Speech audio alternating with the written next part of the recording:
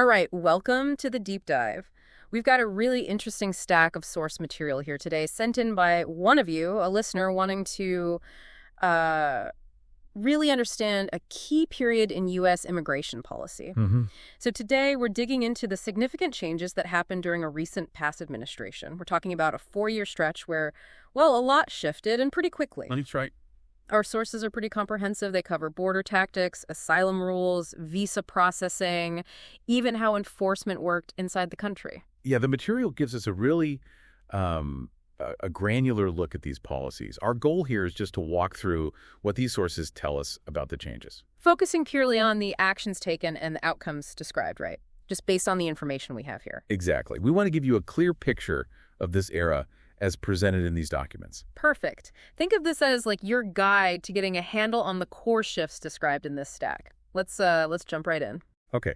So I think what immediately stands out reading through this material is just the scale of executive action right from the start. Yeah. Yeah, the administration described here really seemed determined to use, well, the full power of the executive branch to reshape immigration policy, and often pushing into areas that hadn't really been tested like that before. That's a key point. The sources keep coming back to this testing of executive authority.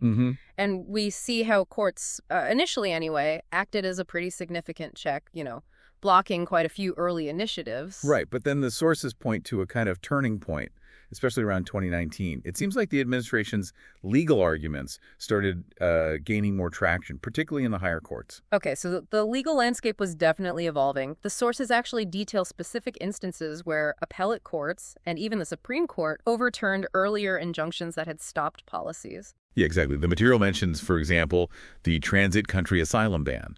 That was the one aiming to prevent migrants from seeking asylum here if they hadn't tried first in a country they passed through. Right. And then there were rulings allowing the implementation of the Migrant Protection Protocols, MPP. The Remain in Mexico policy? That's the one. Sending asylum seekers back across the border to wait for their U.S. court dates. The sources say higher courts allowed that to proceed. And the sources also mentioned the use of diverted Pentagon funding for border wall construction. That was a big one. Very controversial, yeah. And the public charge rule from USCIS, that's U.S. Citizenship and Immigration Services. The agency handling legal benefits, right? Right. The sources point to higher courts ultimately letting these policies move forward, even after those initial legal fights. It really highlights just how dynamic those legal battles were. The sources even bring up the Supreme Court's decision on DACA, that's deferred action for childhood arrivals. Yeah, what do they say about that? Well, the court stopped its immediate termination because of, procedural issues. It also clarified that the administration did have the legal authority to end DACA, provided they, follow the proper administrative steps. Ah, okay. So even in a ruling that seemed like a setback for the policy, the underlying principle of executive authority in this area was kind of affirmed based on the source. Exactly. It paints this picture drawn from the materials of an administration just consistently leveraging and frankly expanding that authority, navigating and eventually overcoming a lot of the legal roadblocks described. Okay, so moving beyond that legal framework then, the sources spent a lot of time on changes implemented directly at the U.S.-Mexico border. This area seems to have seen some of the most visible and immediate policy shifts. Yeah, definitely. And what's striking when you read through it is this kind of dual focus the sources reveal. How so? Well, you had these long-term goals focused on enforcement and security, but they were also intertwined with these really rapid responses to sudden events, like the pandemic. Right, the pandemic. Yeah. That introduced a completely new factor. The sources talk a lot about relying on this old public health law from 1944. Section 265 of Title 42. That's it, Title 42. Using that to essentially bar entry at the land borders for most asylum seekers and other unauthorized arrivals. Which was a major shift, right? Using a health authority instead of traditional immigration law to manage border flows. Absolutely. And the numbers provided in the sources, they really show the scale of that action. It says by December 2020, CBP Customs and Border Protection had carried out over 390,000 expulsions using that Title 42 order. Wow, over 390,000. And under Title 42, people weren't processed under asylum law. They were just quickly sent back. That's what the sources indicate, yeah, just expelled. Interestingly, though, the sources also mentioned that while border encounters, the number of people arriving, initially dropped right when COVID hit. They then started to climb again pretty dramatically. The data in the sources shows that by December 2020, Border Patrol actually encountered more migrants than in any December going back to 1999. Huh. So even with policies aimed at restricting entry, the actual number of encounters eventually rose sharply later in that period, according to the data. Seems so. Now, beyond the pandemic response, the sources also detail the administration's, let's say, broader approach to deterring unauthorized crossings. Right, like the zero-tolerance policy. Exactly. Announced in April 2018, the sources say it directed federal prosecutors to pursue criminal charges for all illegal entry cases, not just some. And that led to a huge jump in prosecutions, didn't it? Yeah, the sources state that in fiscal year 2019, over 81,000 people were prosecuted for illegal entry, apparently the highest count in over 25 years. Wow, okay. So that policy, combined with others like MPP sending asylum seekers back to Mexico, represented a really concerted effort, as described in the sources, to make unauthorized entry much more difficult, much more costly for individuals. And the sources also touch on the diplomatic side of things. Ah, yes, the international agreements, trying to get other countries involved. Right. Aimed at getting neighboring countries to sort of take more responsibility for processing asylum claims and managing migration flows themselves. The agreement with Mexico in June 2019 is a key one the sources mention. Yeah, where Mexico apparently agreed to step up its own enforcement and accept more returned migrants, but only after the U.S. threatened tariffs. That context is in the sources, too. Right. In building on that, the sources also describe those Asylum Cooperative Agreements, ACAs. With Guatemala, El Salvador, and Honduras, signed between July and September 2019. Exactly.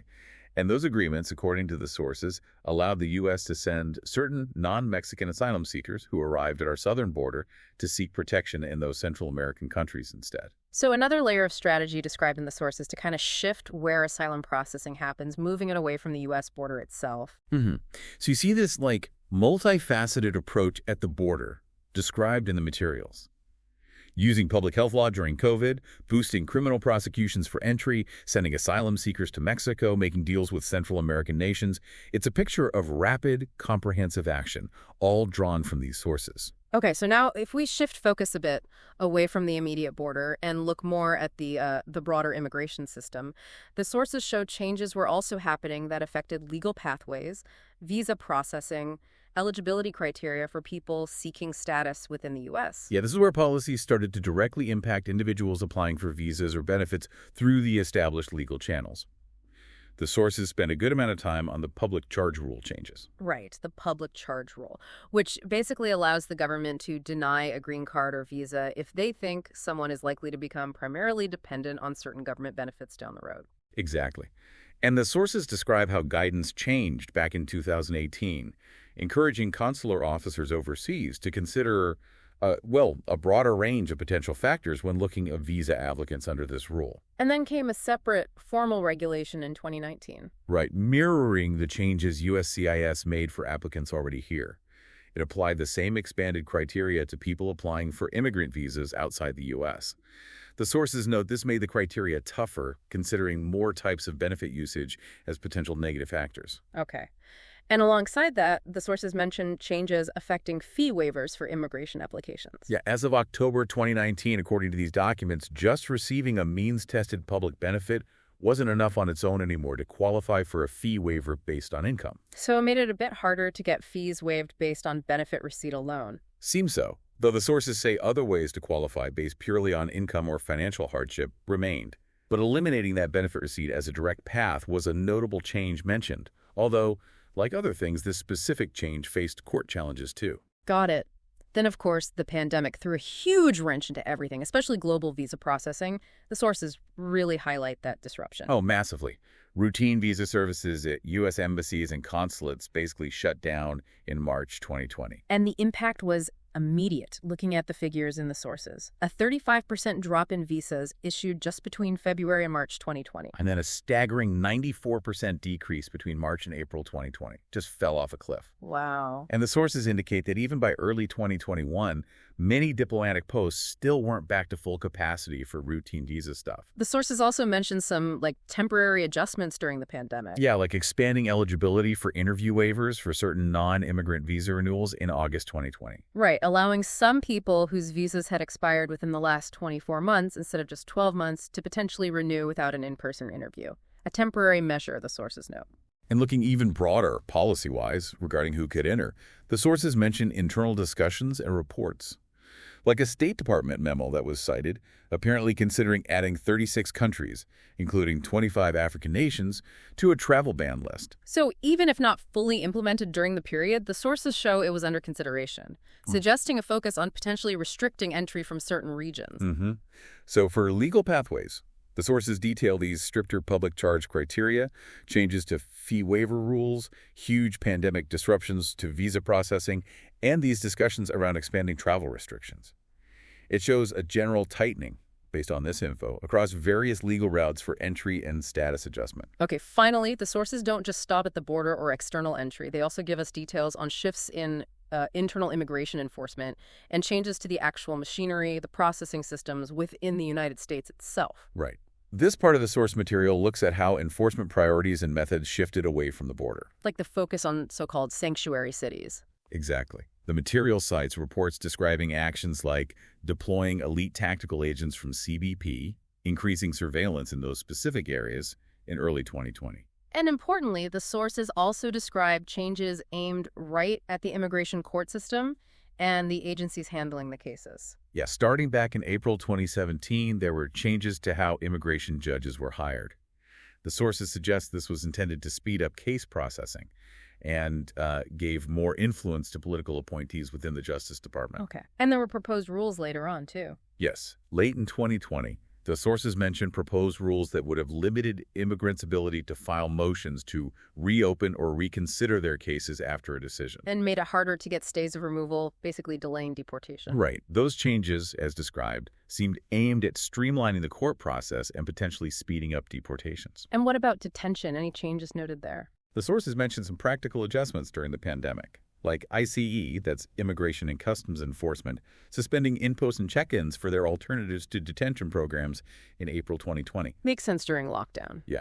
And later, in June 2020, they apparently began voluntary COVID-19 testing for detainees in some facilities. One thing that really stood out to me in the sources here was the push for more biometric data collection. The DNA rule. Yeah, a March 2020 rule requiring DNA sample collection from immigration detainees. The sources noted there were exceptions, but the projection was pretty stark, expected to drastically increase annual sample collection from around 7,000 to maybe 755,000. A huge jump. Massive increase anticipated in the source material. The sources also touch on changes affecting specific visa programs used within the U.S., like the H-1B for skilled foreign workers. Right, modifications there too, like requiring electronic registration for the main H-1B lottery starting January 2020. Moving away from the old paper system. And a proposed rule right at the end of the period described January 2021. Yeah, that one aimed to change the lottery itself. Instead of random selection, it proposed prioritizing petitions for jobs offering the highest wages. Okay. So, looking internally within the U.S., the sources detail this focus on enforcement targeting specific areas, efforts to overhaul the immigration courts potentially to speed things up, adjustments to detention, a big expansion of data collection via DNA, and specific policy tweaks impacting programs like the H-1B. Wow.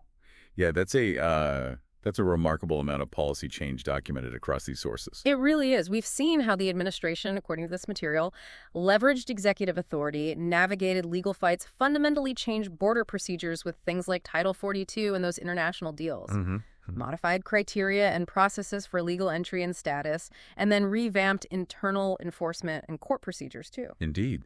The sources, taken together, they really paint a picture of a comprehensive multi-pronged effort to reshape the entire U.S. immigration system during that specific 4-year period. Yeah, it wasn't just one thing. Changes were pursued across enforcement, legal processing, international cooperation, often described in the sources as aiming to restrict overall flows or perhaps prioritize certain types of immigrants. It really underscores how quickly these complex systems can be altered when there's a clear focus and, well, a determined application of executive power combined with navigating or changing the legal and procedural rules just as these sources lay it all out. So this deep dive into the sources gives us a pretty clear look at what happened based on this information, which brings us to something for you, the listener, to think about.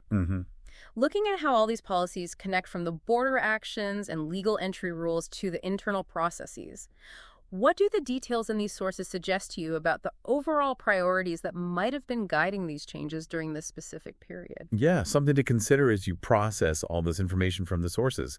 Thanks for exploring them with us today on The Deep Dive.